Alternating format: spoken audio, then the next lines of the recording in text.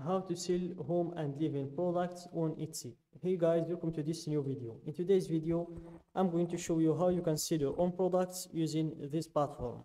So let's get started first by explaining the platform for you. So guys, Etsy.com is a platform where you can sell your own products or where you can buy the other sellers' products. So as you can see in here, there are a lot of products in this platform and there are a lot of sellers behind these products making a lot of money. So let's just check one of these products just to show you what you're going to learn in today's video. So let's choose this product, for example. So guys, in today's video, I'm going to teach you how to create a shop page for your own product exactly like this one. I'm going to show you how to add the pictures of your product and how to set the price, how to add the options if there is any, and how to add the product details, like if it's a handmade item, the materials of the product, the style, if it's recycled or not. And also I'm going to show you how to enter the description. And the last thing is how to set the shipping and return policies. So let's start from the first page. Let's close this one. Go to the main page, go up, go to your top right, click on the shop manager button. Then you will proceed to setting up your Etsy shop. And here you have to go through 6 steps in order to create your Etsy shop. So let's start from the first step, which is the shop preferences. Then comes naming your shop, then stocking your shop, then you choose how you'll get paid, then you set up the billing or the payment processors, then you end with the shop security. So let's start from the first one, which is the shop preferences. And here you choose the shop's language, the shop's country, and the shop's currency. So let's change the currency from the Moroccan dirham to the United States dollar. Then click on save and continue to proceed to the next step, which is choosing the name of your shop. And here you will need to remove the spaces between words and the special characters as well. Let's make it like this. And as you can see, the name is already taken. So you can choose one of these options down below, or you can just add a number until you make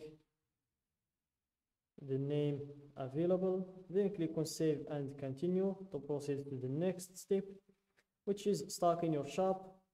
And in this step you add some photos and details about your item. Fill out what you can for now. You'll be able to edit this later. So let's start. Before we start to add the photos and details, first click on save and continue to see all of the required fields that we need to fill in order to proceed to the next step. And we have here 4 required fields. The first one is photos. You will need to upload at least 1 photo. Then we have the inventory. You will need at least to fill the price field. Then for the listing details, you will need to fill all of these red fields. And the same thing with shipping as well. You will need to fill all of these red fields. So let's start from the first step, which is photos. And here, add as many as you can so buyers can see every detail. Use up to 10 photos to show your item's most important qualities. And for some tips, use natural light and no flash. Include a common object for scale. Show the item being held, worn, or used. Shoot against a clean, simple background. Add photos to your variations so buyers can see all their options. Then we have the video. Bring your product to life with a 5 to 15 second video. It could help you drive more sales. The video won't feature sound, so let your product do the talking. And for some quick tips, film wearable items on a model or show a functional item being used. Adjust your settings to record high resolution video. Aim for 1080 pixels or higher. Crop your video after you upload it to get the right dimensions. And if you want to learn how to make videos that sell, you can just click on this link. Then we have the listing details. So here you tell the world all about your item and why they love it.